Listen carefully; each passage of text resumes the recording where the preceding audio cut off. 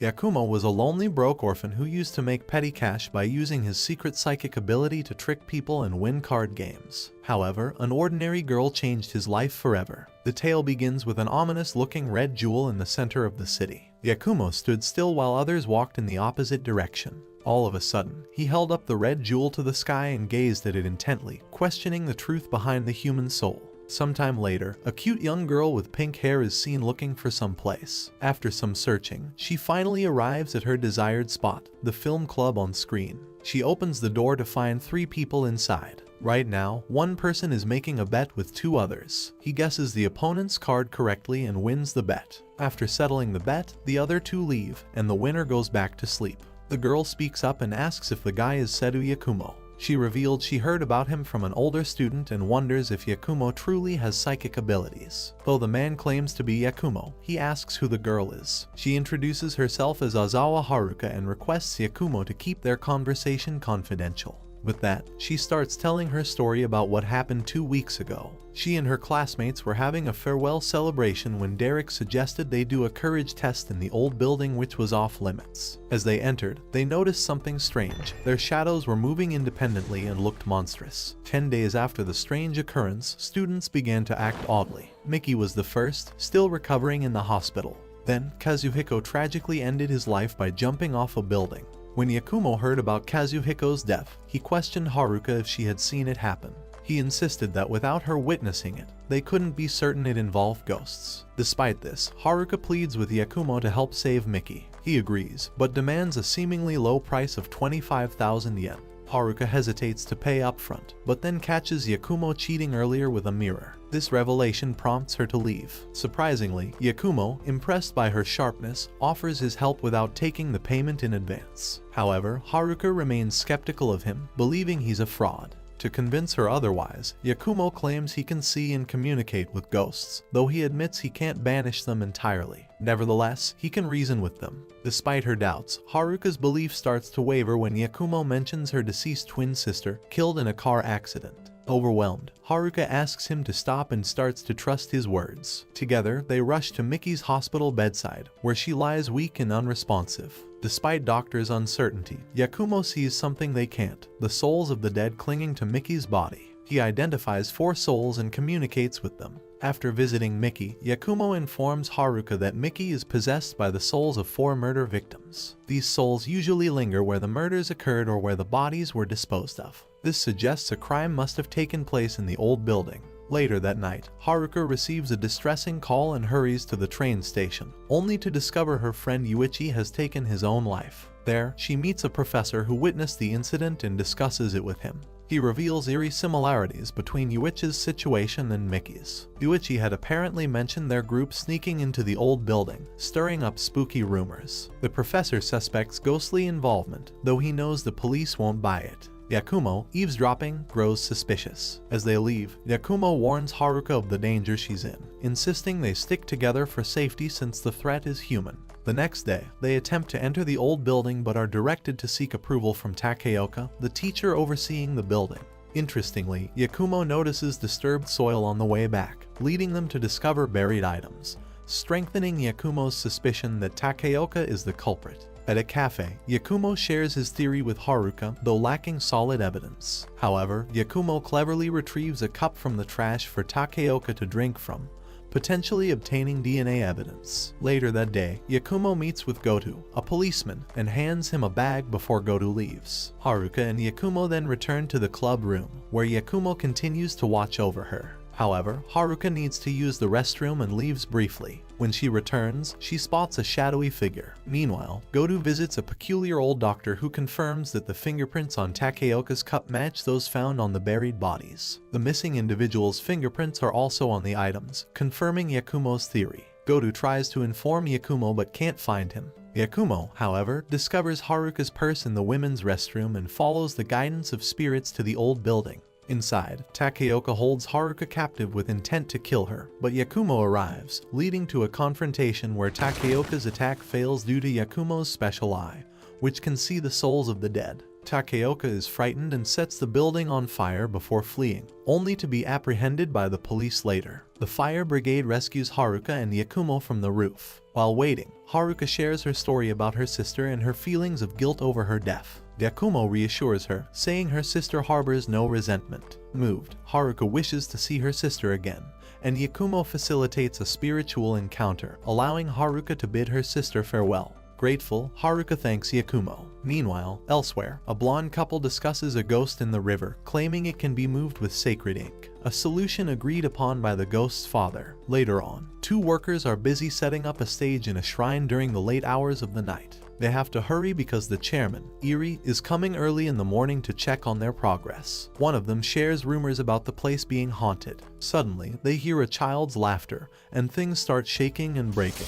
Meanwhile, the next morning, Haruka meets Yakumo to visit Miki in the hospital. Yakumo wakes up startled, remembering their encounter at the burning building. He explains he rarely goes home and got this room by tricking the school. They head to the hospital where Yakumo talks to the spirits possessing Miki, leading to an improvement in her condition. Haruka is amazed at how Yakumo convinced the spirits. Yakumo believes ghosts are emotions left by the dead and refuses to harm them. Later, Yakumo reveals he already received payment from Miki's father for his help. Haruka becomes more comfortable with him, but Yakumo ends their contract. Haruka continues her part-time job and serves an old man who talks about a fox's curse at a shrine. This old man is Chairman Eri, who wants to build a new building at the shrine but is facing obstacles due to the curse. That evening, Haruka decides to visit the shrine. There, she encounters a person wearing a fox mask, which frightens her and she runs away. While fleeing, she accidentally bumps into a man with a red eye, similar to Yakumo's. Meanwhile, the blonde man assigns the rest of the task to his female partner. Later, Haruka learns that the man with the red eye is Yakumo's uncle.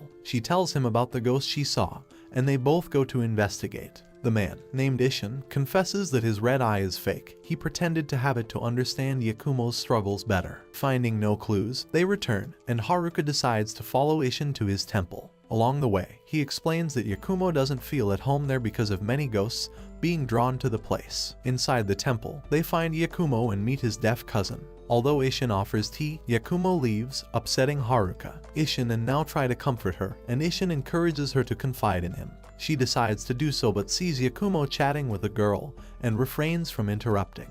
The next day, she focuses on work and visits the shrine again, where she meets the wheelchair-bound chairman and tells him about the ghost. He philosophizes about life, emphasizing the importance of living without regrets. Suddenly, they hear a child's laughter and the lights blow out. A pipe flies towards Haruka, but Yakumo saves her. The chairman asks who he is, and Yakumo explains he's investigating the area. He believes a person is behind the phenomenon, as ghosts can't manipulate matter. The laughter came from a speaker, and the lights blew up due to gunpowder. According to Yakumo, the culprit is inside the storage shed where all the equipment is connected. Slowly, the culprit, revealed to be Kunamatsu, steps out of the shed and apologizes to the chairman and Haruka for endangering them. He explains his actions, objecting to the development of the shrine. Kunamatsu gets honest with the chairman, his longtime friend Tekken, urging him to abandon the idea, as Kuniko, the chairman's past love, will never return. It's disclosed that in their youth, the chairman and Kuniko fell in love but were from different backgrounds. They planned to elope, but a misunderstanding led Kuniko to the wrong shrine, and they never fully connected.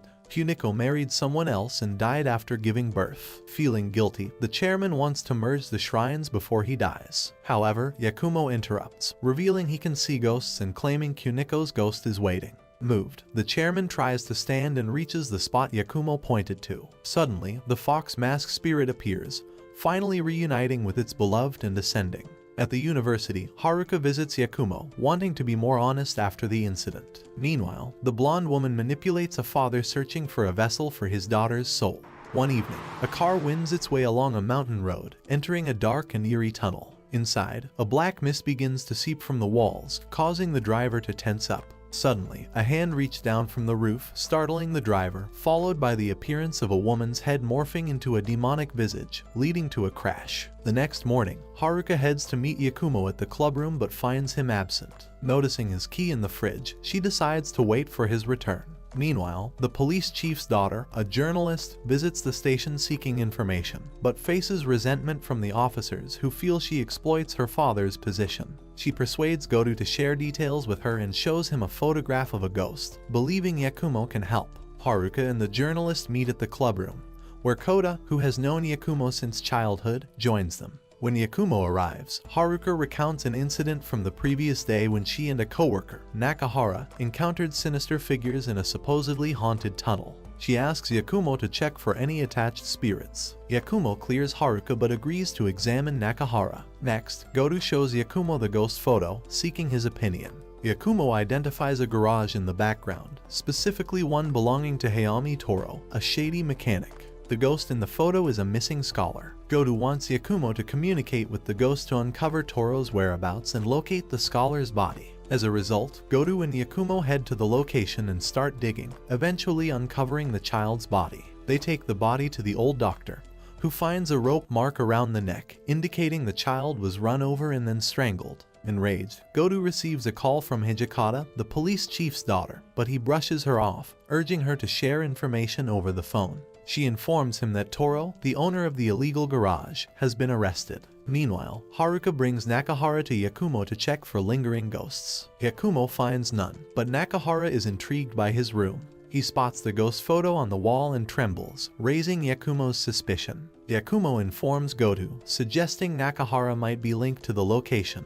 the ghost, or the murderer. Hijikata brings Godu news that Toro has confessed, supporting Yakumo's theory that Nakahara hit the boy with his car. Nakahara went to Toro to fix his car and buried the injured boy to cover his tracks. Godu instructs them to keep Nakahara in custody, but he and Haruka have already left. Yakumo calls Haruka, but she hesitates to answer, recalling his earlier refusal to share his whereabouts. Suddenly, Nakahara's body jerks uncontrollably, causing him to run a red light. Haruka sees the ghost child in the rear seat, prompting her to finally call Yakumo for help. Godu arrives, and Yakumo joins him as they pursue Nakahara. Soon, they catch up, and Yakumo attempts to persuade the ghost to fulfill his plan, but fails. Perplexed, Yakumo wonders what to do next, prompting Godu to take action. Accelerating, Godu maneuvers his vehicle parallel to Nakahara's, using it to push Nakahara's car into the rails and walls, forcing it to stop. As the cars halt, Yakumo quickly checks on Haruka. Suddenly, the ghost dashes past him, leading Yakumo deeper into the tunnel. There, the boy starts to be drawn into a vortex. Although Yakumo reaches out to help, he ultimately decides against it, allowing the ghost to be consumed by the darkness in the tunnel. The following day, Haruka returns to the tunnel to pay her respects to the boy's spirit. Ishin and Nao arrive, revealing they were tasked by Yakumo to address the restless ghosts in the area. On their way back, Ishin shares the story of how and why Yakumo got his name, expressing their hopes for his peace of mind. Elsewhere, the old doctor investigates a newly discovered body. Despite his surprise, he proceeds to examine the corpse and take photos. Sensing the presence of the blonde woman and the father, he continues his work. They lament the continued absence of Ayaka's revival, but the woman encourages the father to persevere. The blonde man, with a red eye, prepares to confront Yakumo on a dark, rainy night. Hijikata drives down deserted roads when she spots a man lying in the middle of the street. Alarmed, she rushes to his aid, finding him in agony, clutching his chest. After calling for an ambulance, the man suddenly screams in pain and falls silent. Startled, Hijikata turns to see the man's figure behind her, shrouded in an eerie purple glow. The next morning, a schoolgirl's body is discovered, mirroring a previous victim's death. The old doctor confirms it's the work of a serial killer. Police prepare for a press conference as another girl goes missing.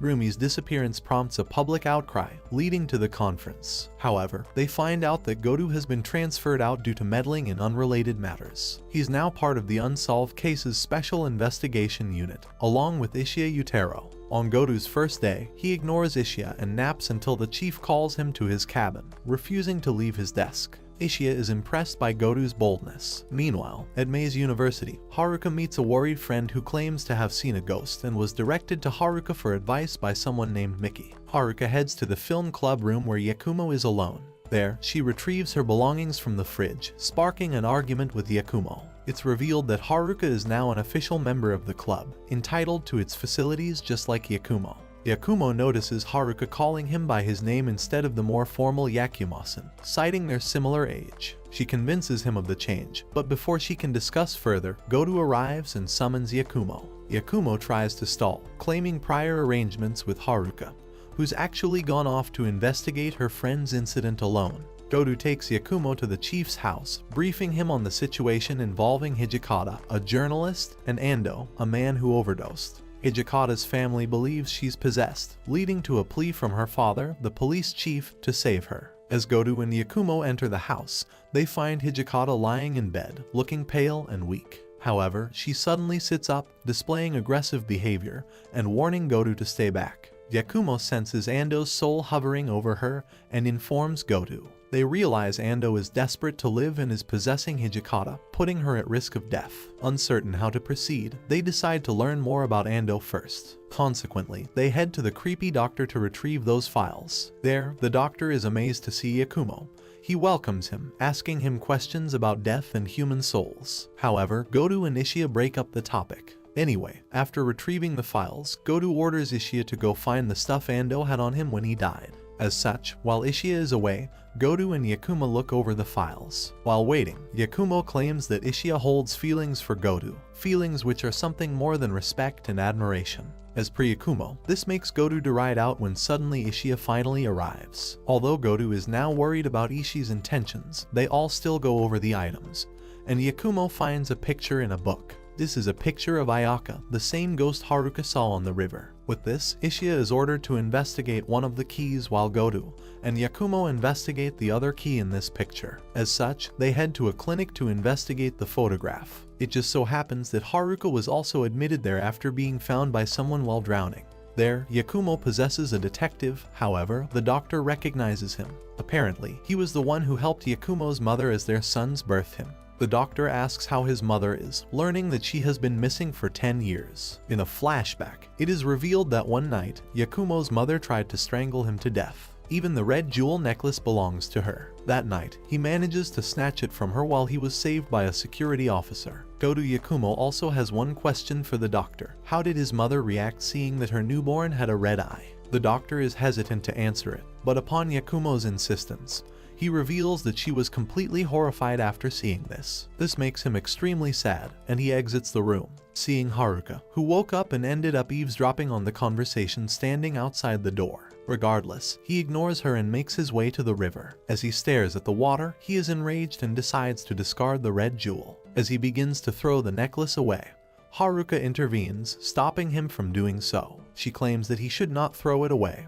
his mother's only possession, but Yakumo pushes her away. He questions what Haruka knows about him. As Haruka falls over, he realizes that he is getting violent and feels apologetic. But Haruka then begins to speak. She claims that, of course, she knows nothing about him. Yakumo is always alone, carrying all his burdens in silence. However, she wants to help him. Not only that, she tells him to not discard his mother's necklace, claiming that although she might have her reasons, she was still his mother. Her words are enough for Yakumo to change his mind. With this, he apologizes to Haruka, handing her the necklace to hold on to. As they share this bittersweet moment, they are seen to be watched by the blonde couple. The man expresses how even despite learning the truth, Yakumo is still able to resist the darkness. But this is all just a path of life. Eventually, he too will fall into the abyss, swallowed by the never-ending night, just like his mother did. In addition, the man orders the woman to inform their victim that he has just found a perfect vessel for his daughter's soul while he stares at Haruka. Regardless, now that Yakumo is in control of his emotions, Haruka tells him about her ordeal, recalling the story about her friend Miyuko, who happened upon the ghost. She takes him to the same location. There, Goto comes running behind. Meanwhile, Yakumo investigates. Goto asks what happened, and Haruka tells him. Hearing this, he just tells her to call up Yakumo for these sorts of things. However, Haruka states that she doesn't want to be someone who just uses him for his power. With this, she goes to Yakumo's side, who tells her the same thing. Not only that, but he also sees the ghost. As such, they head back to the clinic. There, Yakumo comes clean, apologizing for acting like a police officer there. Godu explains the situation of Hijikata. Apparently, Ando was Kinishida's junior in medical school and were close. According to him, after his daughter Ayaka had died, Ando asked for a picture of her to remember her with, something which looked to be weird behavior. Regardless, Kinishida gave him the picture Godu had discovered. As Kinishida is done speaking, Yakumo announces that he had just met with Ayaka's ghost. He claims that her ghost is still lingering in the area where she died, telling all those who pass by to stop it. Yakumo asks if Kinishida knows why she would do something like that, making him deny any knowledge. However, Yakumo pushes further, asking if Kinishida is trying to revive his daughter. Nevertheless, Kinishida answers that it would be his wish if possible. As such, they all leave and decide to find clues to the next key. As they drive, Akumo notices an E3 painted on the walls. Seeing this, he realizes that the letter is the same letter as on the key. As a result, Godu and Yakumo decide to check 5th place out. As they enter this shed, they slowly sneak in. There, they sense the presence of a human and arm themselves. However, what they find is Rumi, the girl who was recently reported missing. This news was made public, and Rumi has written to her family in a statement. Not only that, the belongings of all the girls that have been murdered are also found in the shed, making Ando the serial killer behind this incident. The next day, the old Dr. Kazukumo takes Yakumo to his office, where he shows him the expressions of the recently murdered girls. The doctor said that in his long life, having this sort of work, he has never seen such a peaceful expression on the dead and asks Yakumo if he knows what that might mean. Then there's Godu, who is accompanying Yakumo, and happened to see a photo. This is a photograph of Kinishida, and by his side is the blonde man. Seeing this, Yakumo is perplexed. Meanwhile, Haruka is heading to meet with Kinishida to thank him for saving her. On the way, she bumps into his chin. Now, as they all chat, Ishin notices that Haruka is wearing his sister's necklace. As such, Haruka explains that Yakumo had given it to her to hold on to. With this, they part ways, and she heads to the clinic. As she reaches there, she gives the offerings she has brought to Kinishida. But he, on the other hand, is acting strangely. He claims that he had to meet Haruka. Knowing this confuses her, but Kinishida explains his words, stating that he is told Haruka will be the perfect vessel for Ayaka's soul. All of a sudden, the blonde woman appears from behind, using a taser to knock Haruka out. Meanwhile, after seeing the photograph, Godu is hastily making his way to Kinishida, deeming that the involvement of the blonde man makes him a highly suspicious target. On their way, Yakumo gets a call from Haruka. As he picks it up, the blonde woman speaks from the other side. She tells him that his precious friend will die tonight, telling him the location. She tells him to hurry and maybe he could make it on time. And so Yakumo tells Godu to change directions and head towards the floodgate. And so they rush to the location, finding that Kinishida is about to throw Haruka into the river. Nevertheless, Yakumo and Godu desperately try to prevent this, but Kinishida uses a pipe to hit Godu, causing Haruka to fall without a destination. Yakumo jumps in after her and manages to rescue her. Soon after, Haruka opens her eyes. Kinishida, who is now constrained, will be arrested first. He wants to ask him something.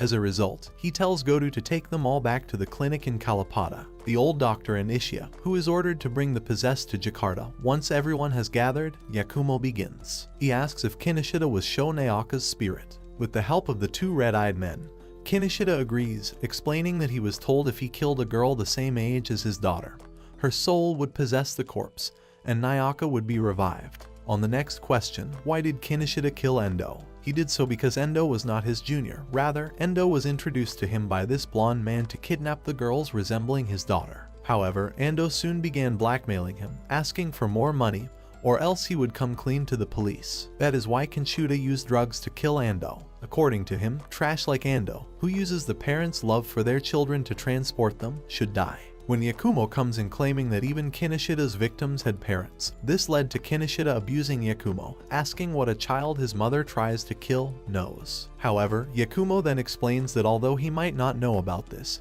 he knows the suffering of a child who has to endure the consequences of his parents' actions. With this, he brings out the photos of all the recently murdered girls. He claims that Ayaka's soul possessed these bodies for sure. According to him, Ayaka wanted to relieve the fear and pain from the victims in their final breaths, and as such, she had to endure all the pain. After she decided to possess the dying girls in their last moments. Because of this, it is like Kinishida has repeatedly killed his daughter, making her soul relive death over and over again. Hearing this, Kinishida breaks down and seeing him realize his actions, Ando's ghost leaves for Jakarta. Nevertheless, as per Yakumo, Ando left because he realized that even possessing someone is not enough for a soul to return back to life. The next morning, Haruka opens Ayaka's grave for a visit. There, Goto returns to his office. In the car, he finally figures out why she looks at him with such eyes, learning that if she thought Goto was a psychic who used his powers to solve cases, but as it turns out, it is Yakumo who has the power. Meanwhile, while Haruka is praying, Yakumo looks across the river, finding that the blonde man is standing there.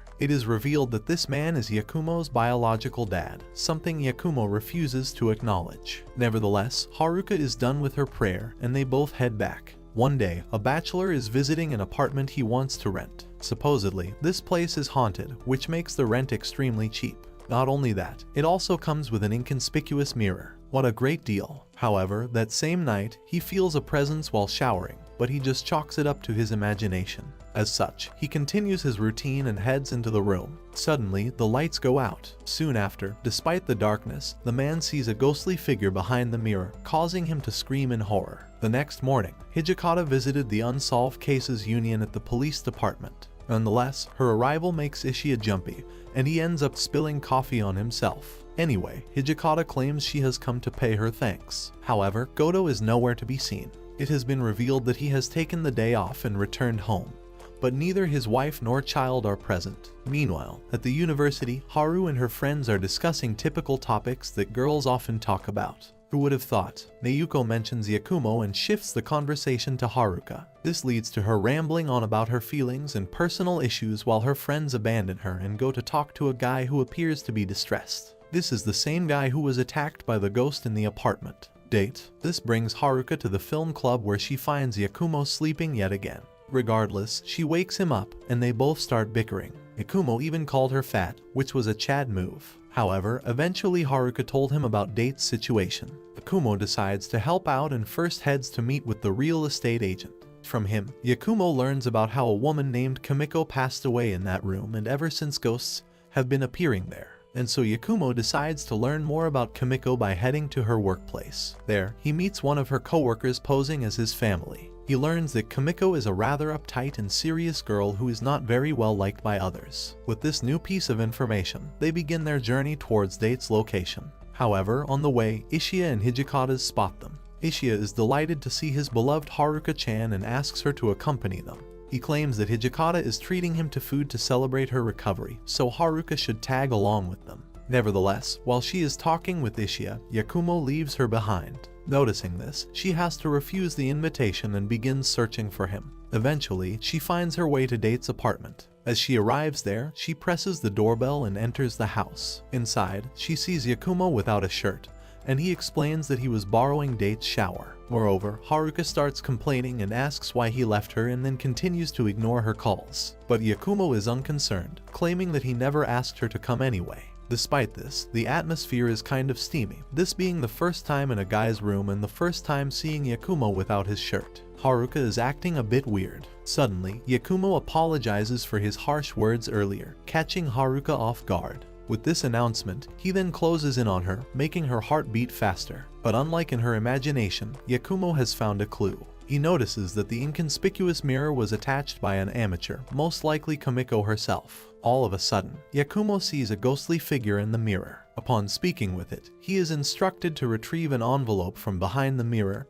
and burn it without looking inside. Yakumo plans to do just that. As a result, they head over to Ishin's temple, where he has already prepared a fire for them. However, at the last moment, Haruka decides not to burn the envelope without peeking inside. As such, she opened the envelope only to find a picture of Kamiko all dolled up. Seeing this, she understands that Kamiko is a shy girl who wants to dress up and look cute. However, she was too shy and couldn't do so in public. Hence, others considered her as serious. Suddenly, Kamiko's ghost arrives. Yakumo tells this to Haruka, stating that she is not angry that Haruka broke the promise. With this, she then burns the picture in the envelope, and Kamiko's ghost passes on after telling Haruka to do her best as well. And so this brings this ordeal to an end. While Haruka plays with Nao, Ishin and Yakumo chat. He expresses his wonder if there was another personality inside his mother that he didn't know about, similar to Kamiko's shy side. Anyway, Haruka soon comes back, and they both leave the temple as they exist. Nao approaches him, looking at him with puppy eyes. It looks like Nao wants something.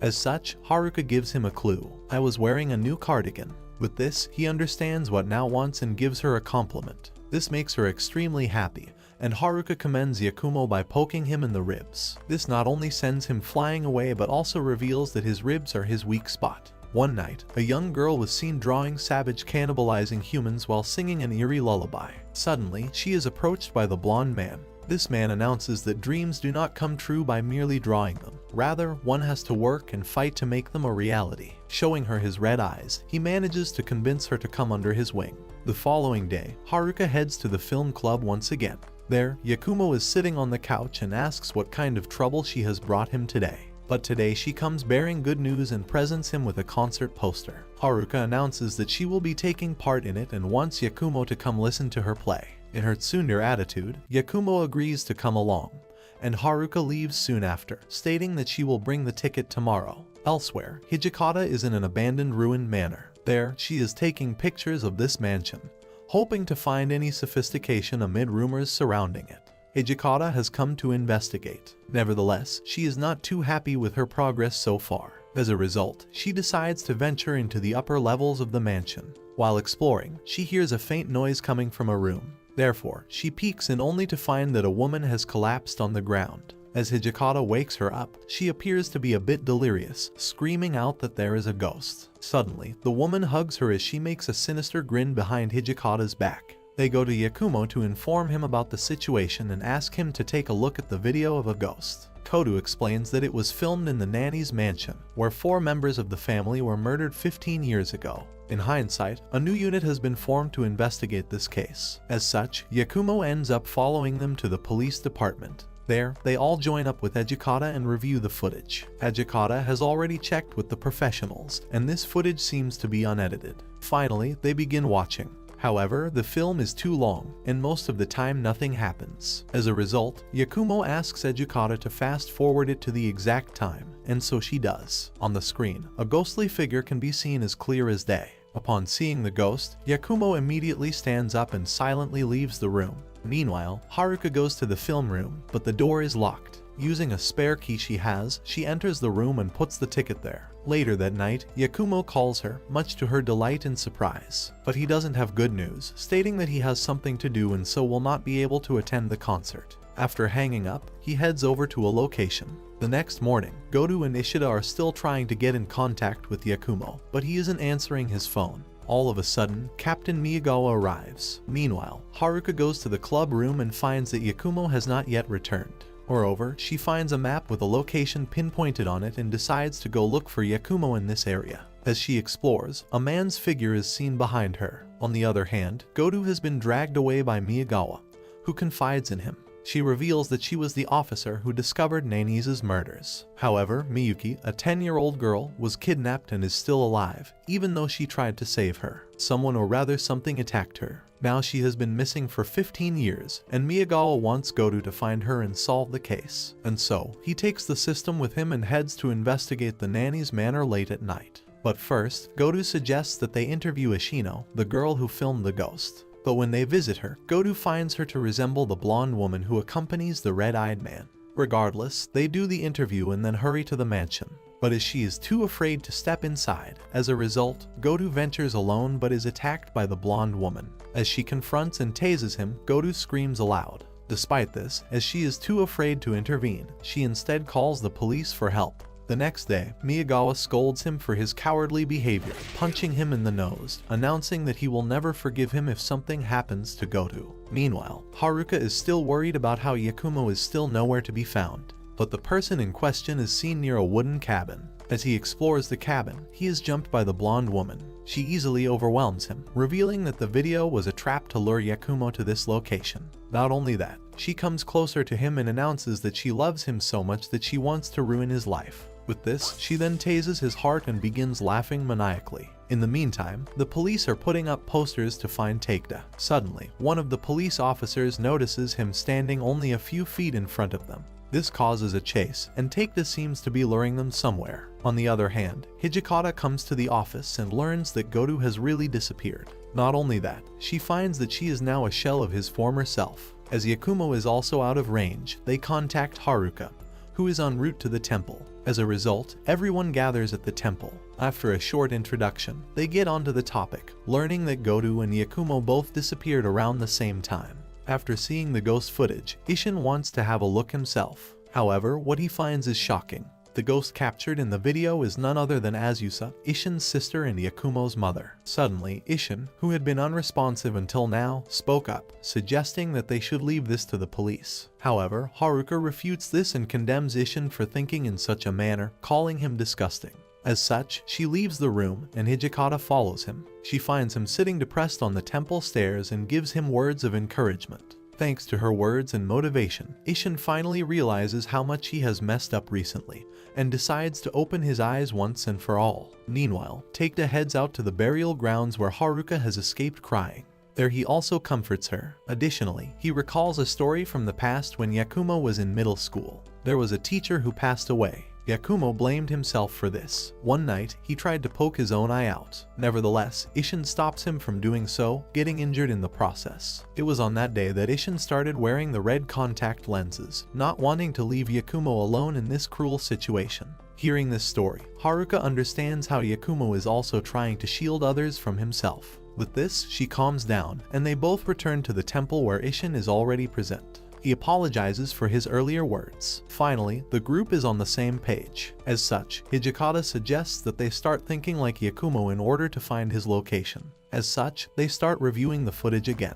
All of a sudden, Haruka realizes something. She noticed that although the supposed location is near the train tracks, there are no trains passing by despite it being peak hours. This led her to theorize that the location of this footage is not Nana's manor. To verify this, both Hijikata and Ishii attempt to gather information on the person who gave them the video. However, they discover that all the information provided was fake. Suddenly, Ishin came walking in while searching through his sister's belongings for clues. He stumbled upon a letter addressed to her. And who is the writer of this letter? Haruka's mother. This leaves everyone shocked. With this, Ishin once again goes into a flashback. Apparently, Azusa was once abducted and captured by a man. However, after 2 entire weeks, she was able to escape, and the one who helped her at that time was Kiko, Haruka's mother. Faith really is a mysterious thing, Ishin proclaims. In addition, he states that although he has wanted to open this letter multiple times wishing it could hold a clue to her location, he couldn't bring himself to do it. Not only that, but during the time of Azusa's capture, she was abused. Later she gave birth to Yakumo,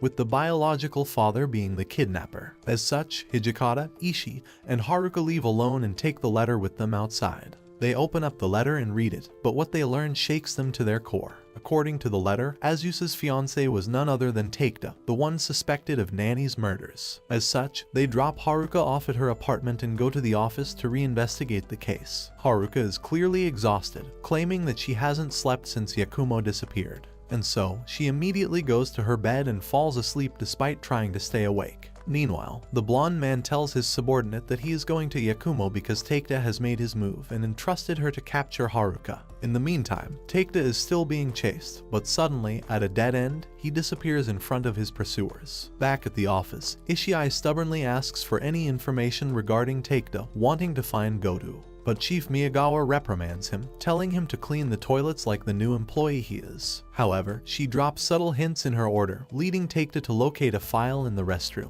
Soon after, Miyagawa also enters the men's washroom where she encounters Ishii and finds Godu. It was my first time in the men's restroom, but I don't think I can believe her anyway, Ishii comments. After his talk with the chief, Ishii talks to Godu's wife, telling her not to worry as he will find her husband. Back at Haruka's apartment, the blonde woman arrives to kidnap Haruka, but suddenly, Takeda stands in front of her. Not only that, but he has also mobilized the police, which is why he appeared in front of the officers, preventing this woman from executing her evil plan.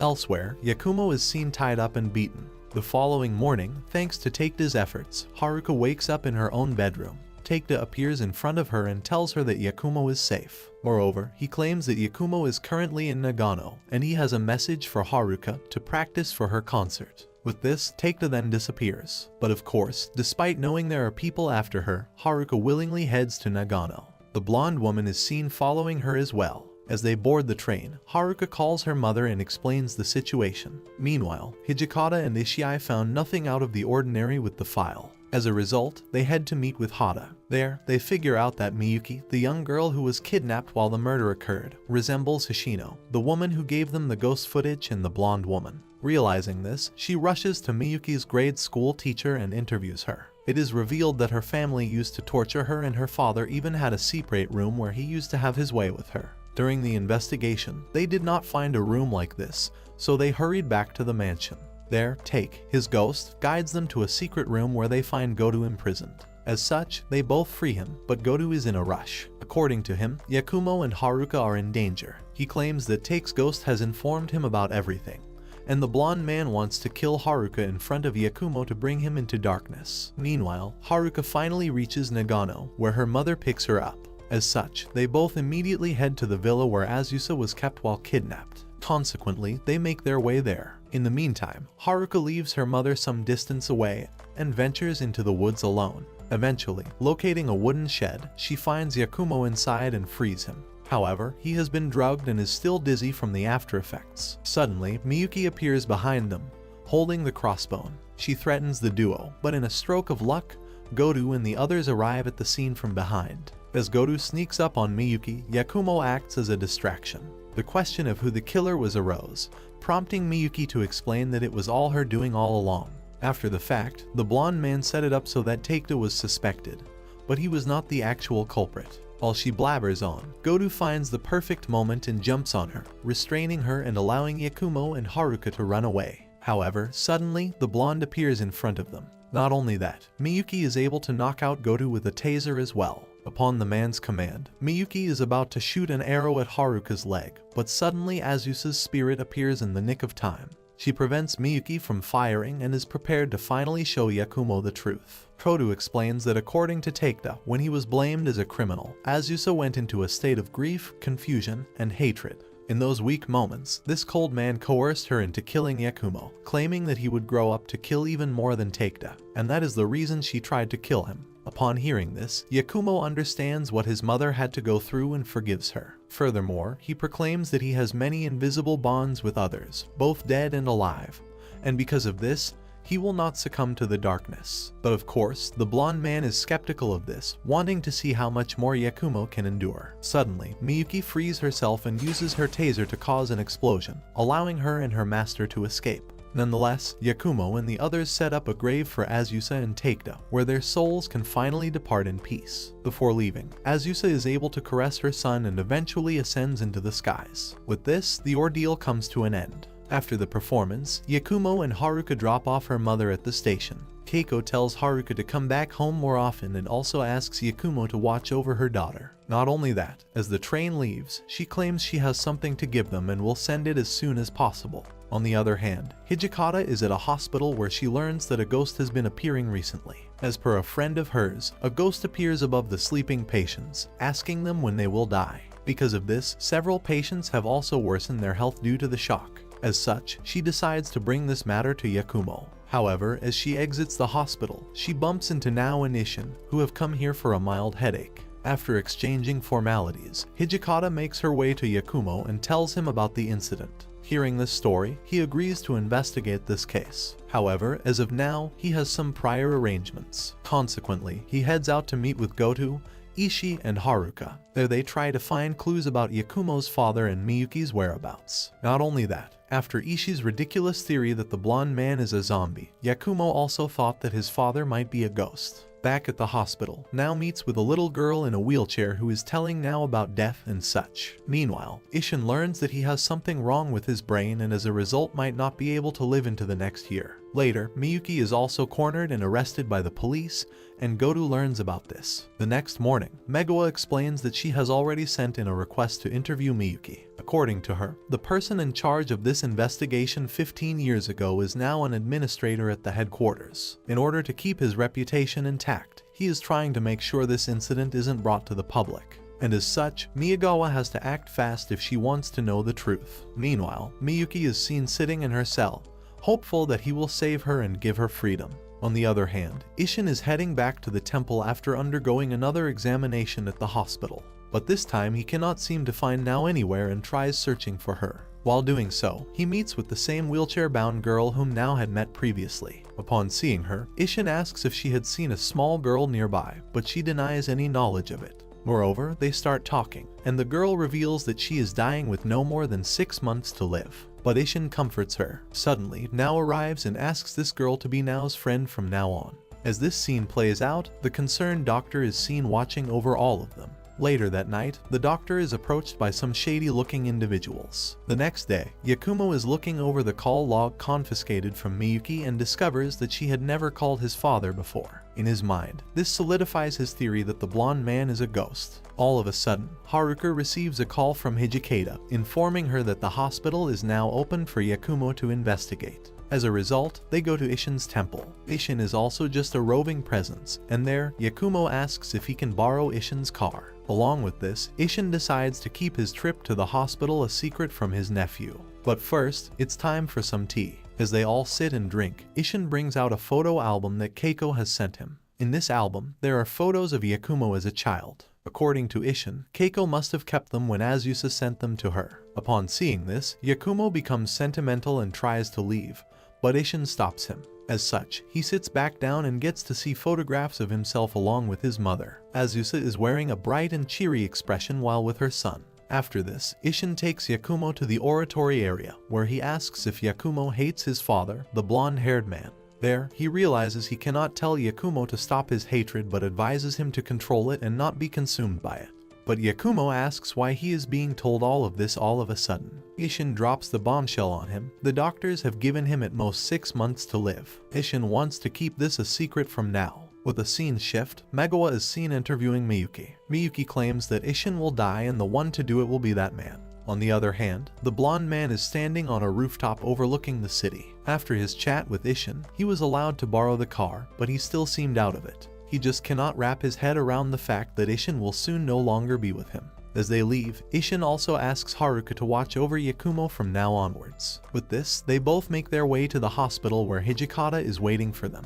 In the meantime, Ishii and Godu hastily make their way to the temple. On the way, Ishii learns about what Miyuki said. Eventually, they reach the temple, but Ishin is nowhere to be seen. Nonetheless, he soon arrives with Nao, claiming they had gone out to eat. Ishin is already aware of the threat he faces. Despite the situation, he is ready to face Yakumo's father and tells Godu to take care of Nao if anything happens to him. Suddenly, the blonde man appears behind them. Piston knocks out Godu with a swift punch to the gut. This leaves Ishin alone with the blonde man, and before he is killed, Ishin wants to talk with his future killer. Consequently, they enter the media creation area where Ishin begins his story. He tells the man about how he bore so much animosity and hatred towards him, the man who left his sister in hell, and inflicted such evil and sinister trauma upon Yakumo. However, those feelings have long since died. While he continues with his story, the blonde man suddenly jumps using a knife to stab him. Soon after, Godu wakes up. He rushes to the meditation area worried about Ishin and finds him lying on the floor with a stab wound in his stomach. Upon seeing this, he yells for Ishii and orders him to call an ambulance, which arrives soon. Nao and Godu accompany Ishin into the hospital while Ishii remains at the temple to help with investigations. On the other hand, Yakumo is still feeling distracted. Despite this, they happen upon the ghost and find that it has turned a new leaf. The ghost is seen apologizing to the patient she terrorized before. While contemplating what this could mean, Haruka starts her phone and immediately gets a call from Ishii, informing her of the recent development. And so, they rush back to the temple, but Godu calls them midway, telling them that they are needed at the hospital they were just at. And so, they all reach the hospital, and Ishin is put in an emergency operation. However, even the doctor fails to be useful. Even with the machine connected to him, Ishin's heart is still barely beating, and he is now brain dead due to the lack of blood. Hearing this, everyone is completely distraught and perplexed. Suddenly, Arai, Hijikata's friend, comes to talk with Yakumo privately. Arai and Godu also announce that they will be the ones to take care of Nao from now on, keeping true to the word they gave to Ishin. As such, he brings Haruka and Nao to his home and leaves immediately to help with the investigations. There, Godu's wife takes care of Nao, who is mentally exhausted and falls asleep soon after. Meanwhile, Yakumo spends the entire night by Ishin's side. The next morning, Hijikata tells Miyagawa that she has been ordered by her boss not to write about Ishin's stabbing. Not only that, but Miyagawa is also having trouble, as the administrator is trying his best to keep this incident under wraps and away from the public's view. Meanwhile, Godu takes Hada to the temple and asks him to perform forensics. But there, how to find something concerning, such as the lack of the culprit's footprints. Anyway, after they are done, she and Godu head to the police station. However, Megawa tells Godu to just head back home, claiming that she has to be there for Nao. As such, he heads back, seeing that Nao is cheerful and happy, but Godu is not. He is extremely torn up that Ishin is in such a condition, and deep inside, now is as well. At the prison, the blonde man possesses Miyuki, for instance, making her act crazy and insane. This allows her to be sent to the hospital, and the man leaves her body soon after. On the other hand, Yakumo hasn't moved an inch the entire night, and in the morning, Haruka visits him at the hospital. She is also given Ishin's red contact lenses. Haruka gives this to Yakumo, who recalls just how much Ishin had to go through because of him. Yakumo revealed why he was called to talk alone. It has been confirmed that Ishin is a registered organ donor, and the doctors are waiting for his next of kin to give the go-ahead for the extraction of his organs. The position is not yet dead. Now, Yakumo is still hesitant to give them the green signal. All of a sudden, they see a child ghost appear by Ishin's side. This ghost checks up on him and then leaves, but Yakumo and Haruka decide to follow it back. Thanks to this, they are able to locate where the ghost is headed and learn that it is the ghost of a little girl, the same one as Shin and now had met previously, named Yoshiko. Eri, who is with them, informs them about Yoshiko's condition and explains that she will die without an organ transplant. As they leave the hospital that night, Yakumo is seen staring at a black car. Somewhere else, it is revealed that the ambulance carrying Miyuki was stolen and has just been discovered. Two policemen spot the ambulance and move in to intercept it. Suddenly, the blonde man appears behind them, posing as a distraction. He allows Miyuki to attack the officers from behind. Using pipes at the police station, Haruka confides in Godu, telling him that she thinks Yukiko has found the real culprit. However, because of Vision's condition, his hatred has manifested, and he now hates the world. Upon hearing this, Godu recalls that he was also like this in middle school. This piques Haruka's curiosity, and as such, Godu tells her about his and Yakumo's story. He first met Yakumo the day he saved him from his mother. However, after that incident, he no longer saw him around. That is, until one night when Godu was pursuing a criminal. He happened upon Yakumo in the park late at night. Despite Yakumo remembering Godu, things do not translate the other way around. It was not until a few days later that he realized the identity of the boy he met in the park. One day, he oversees Yakumo being picked on by some kids. As such, he jumps in to save him where he sees this boy with a left red eye. Seeing this, he finally remembers who this boy is, and ever since then, their ties have continued. All of a sudden, she rushes into the room and informs Godu about Miyuki's escape.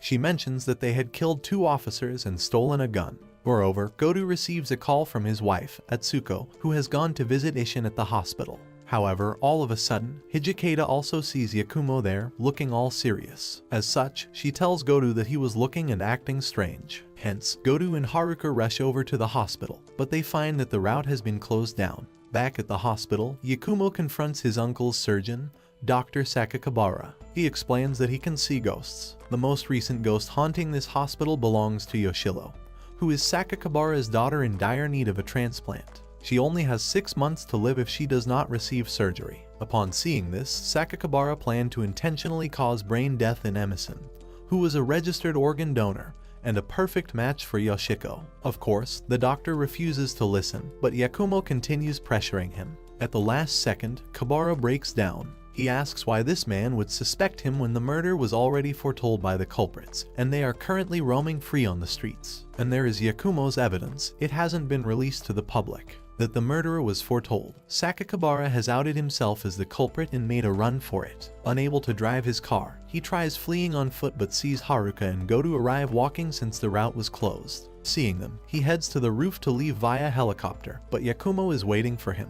Now with no place left to run, Sakakibara tries to use a scalpel and kill Yakumo as well but gets overpowered easily. Yakumo is then confronted by his father on the rooftop. A blonde man tries to tell Yakumo once again what he has been saying all along. The truth behind humans is darkness. Even law-abiding citizens will kill without hesitation if it means they and their families can survive. Upon hearing this, Yakumo claims that his father was the one who tricked Sakakibara, but the man refutes this, stating that all he did was give him an opportunity. Sakakibara was the one who decided and acted upon his impulses. Soon, Godu, Haruka, and the others arrive at the roof while Yakumo tests out his theory using only his left eye. He confirms that his father is nothing but a ghost. Suddenly, Miyuki jumps in from another roof, holding a gun.